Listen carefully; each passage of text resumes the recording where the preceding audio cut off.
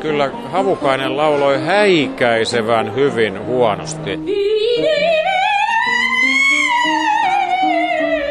Tekniikassa ei ole mitään vikaa. Puhtaudessa voisi kyllä olla vähän parantamisen varaa, mutta siis rohkeus, jolla hän syöksyy vaikeisiin tehtäviin, on siis täysin sanoin kuvaamattoman vastaan sanomaton. No, ei voi sanoa mitään kamalaa siitä, kun se on niin ihanan kamala.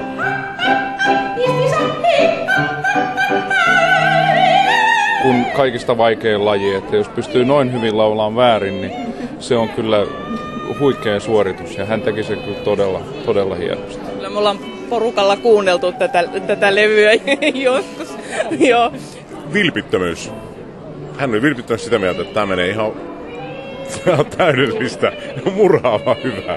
Että kun ihminen vaan uskoo itseensä, niin voi tehdä mitä vaan. Että on se hyvää tai huonoa, jos on tarpeeksi vakuuttava, niin ihmiset kaikki uskoo siihen. Aluksi he hämmästelivät, kun lauloin aariani kertaotolla, mutta minä olen sitä mieltä, että jos ei saa laulettua sitä kerralla sisään, niin miksi ihmeessä se menisi yhtään sen paremmin toisellakaan kerralla? Tämä oli ihanaa poskettomuutta ja siihen liittyvää sellaista mun kannalta aitouden koskettavuutta. Mä oon käsittänyt, että tää oli tämmönen inside-juttu. Yleisön tämmönen kollektiivinen inside-juttu, missä oli mukana sitten arvostelijat ja kaikki muukin. Aikamoinen saavutus. Sitten tuli joku tämmönen camp-henkinen juttu. Siitä tuli camp-henkinen juttu. Mä en tiedä, se ei varmaan tänä päivänä silleen mene läpi, vaikka muutama artisti tulee kyllä mieleen. No, jokaisella ihmisellä täytyy olla joku, joka huolehtii sinusta niin kuin äiti. Saa olon tuntumaan loistavalta. No mutta jos rakastetaan jotain ihmistä yli kaiken ja se on ihana ihminen ja kaikkea, niin voihan se tehdä mitä vaan ja se saa anteeksi jotain.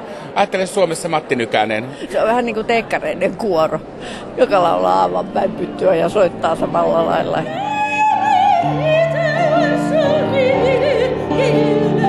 Se kertoo vähän niin kuin musta. Maailman huonoin laulaja. Emma Nummiselle terveisiä.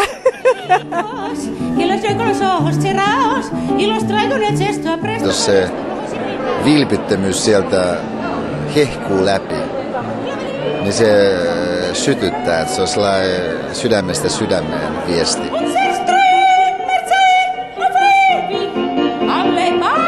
Taputin pidempään kuin kukaan muu siellä katsomassa. Ei pitänyt päästä eteenpäin, kun uploadeista ei ollut tulla loppua. Niin mä muistan Joen kuningattaren aariaan ihan tarkasti ja odotan jännityksellä, miten Riitta sen tekee tänään.